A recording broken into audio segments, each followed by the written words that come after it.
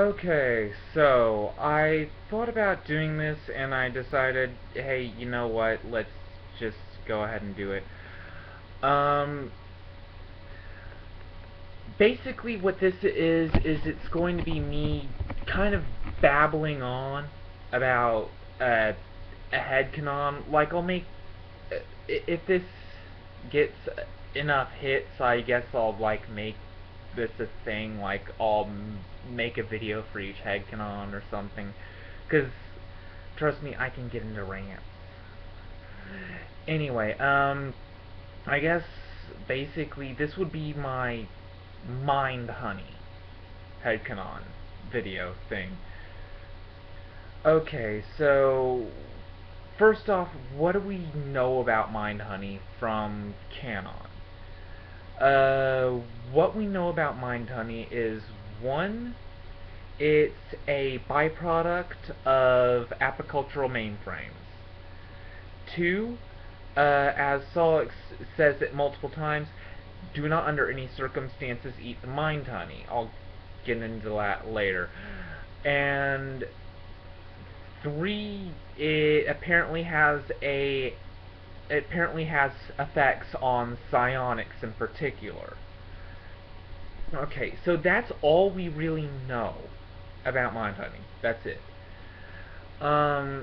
Okay, so headcanon wise. Okay, so it's a byproduct of the apicultural mainframes, which I assume isn't something that only Sollux has. I mean, it's a thing that exists, so multiple people are probably going to have it, right? Um, let's see. Since multiple people are going to have it, and it's just like a natural byproduct of the bees themselves, you'd think it'd be really a waste to just throw all that away. That's when it comes into effect that, hey, this thing seems to have an effect on psionics. So I'm guessing maybe like say each owner of the apiculture mainframes actually collects their Mindhoney and ships it off to, like, say the Imperial military or something like that.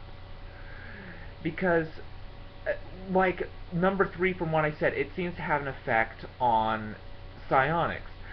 Mainly what I think it is that remember, if you will, when Sollux basic when Aradia makes Sollux fall asleep, he falls face first into a pile of Mindhoney. When he wakes up, he basically sees it and freaks out, and you start seeing his psionics start sparking and all that.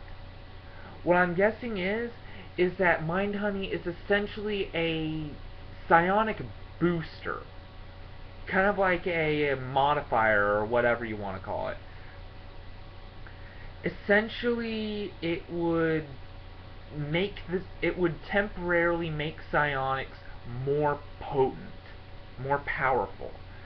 But with the adverse effect, as I stated in number 2, where Sollux says under no circumstances eat the Mindhoney, it wouldn't be something that you could just, like, chug down and suddenly you're no consequences, you're basically a psionic god. No. What I see it as more of is it has for all of its benefit, it has major drawbacks. Mainly like mental or psychological, I guess. Essentially meaning you eat the Mindhoney and you gain a temporary big boost in psionic abilities, but with the drawback of it's kind of like Soper slime, except it's not directly poison. Because Soper slime, from what I've gathered from the comic, is essentially that it's never meant to be consumed under any circumstances. To do so is stupid. But it's also highly addictive, so if you do, then, well, you're kind of fucked. But anyway, It's kind of like Sopor in the way that it affects the brain, except it's a little different. Sopor seems to make you go extremely violent crazy. It makes you extremely agitated, murderous, violent, all that kind of stuff. With Mindhoney, I think it would be more of basically slowly wearing down a person's intelligence and mind. Basically, it would turn you into a babbling idiot after a while. Turning you into, like, someone who has barely any kind of cognitive thought, I guess, and instead make you more like just instinctual, more like an animal. So basically, with Mindhoney, I imagine it would probably be safe in small doses. Like, say a teaspoon of Mindhoney every 2 days, taken as kind of like a psionic vitamin. You do that, and dilute it, of course, like put a spoonful of Mindhoney in a glass of water, stir it around, there's your vitamin for 2 days.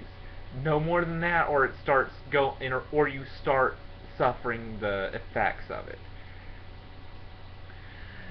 Because, I mean, it would kind of be stupid for it to just be for something that has that kind of effect on psionics. I can't imagine the Alternian military just turning it down and saying, "Oh, look, this boosts psionics, but it also causes them to go insane." I don't really think they'd give a shit about it causing them about any kind of drawbacks, because let's face it, psionics are low bloods, and they don't give a shit.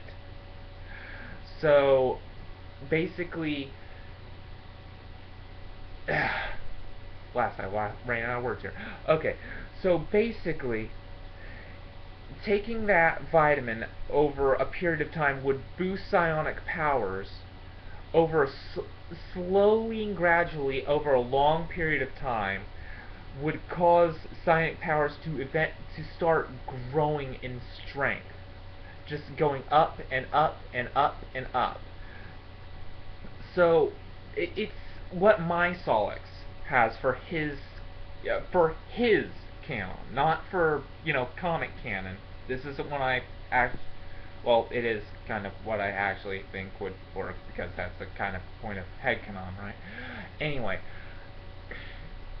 so basically, Sollux has been doing this vitamin thing for years, or sweeps, sorry. So he's even before he came God tier, he was already starting to become an immensely powerful psionic. I mean, let's face it, he flew a giant meteor at the speed of light when he was and then stopped it on a dime right in front of a sun the size of a universe when he was half dead. Imagine what he could do if he was fully alive.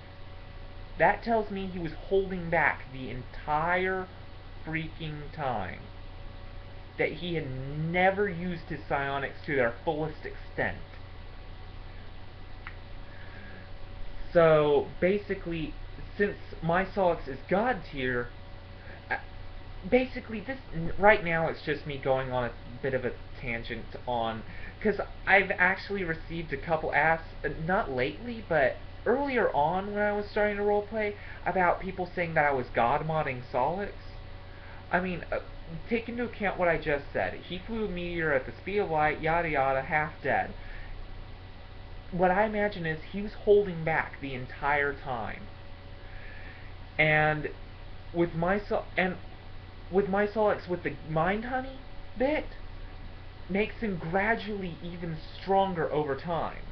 And, I mean, when he gains God tier, that would basically provide a major boost right there. So it's not really God modding when you take into consideration what these characters can actually do in canon. I mean, take into account John. John blew a hurricane the size of a planet at one point, and he hadn't even ascended to God tier yet. Okay? So, yeah, they basically just sat there. I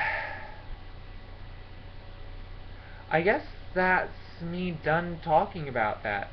Or, well, no, I guess not. Because, let me get into the Mindhoney bit again.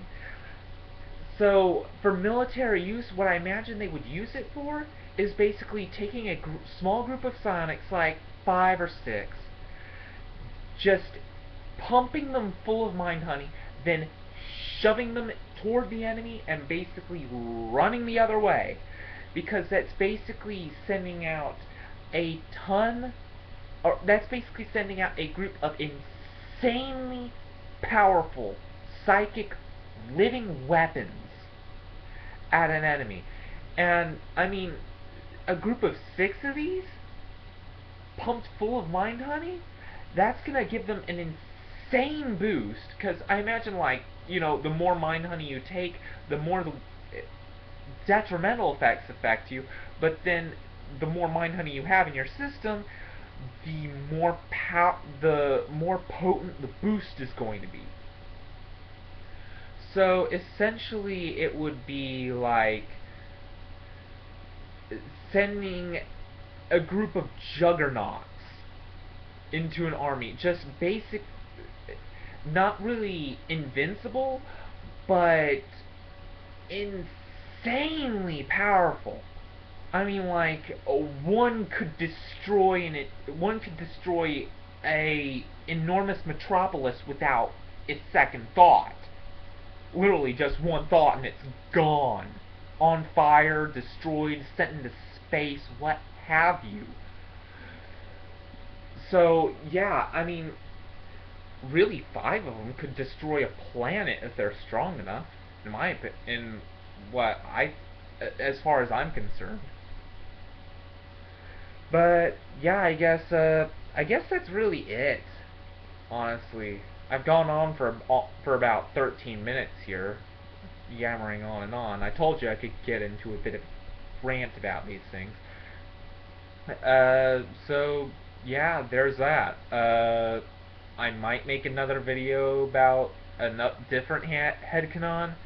It all depends on a few different things, so yeah, I'll just go ahead and quit this one and just see if anybody likes it or whatever. Okay, that's me, so bye.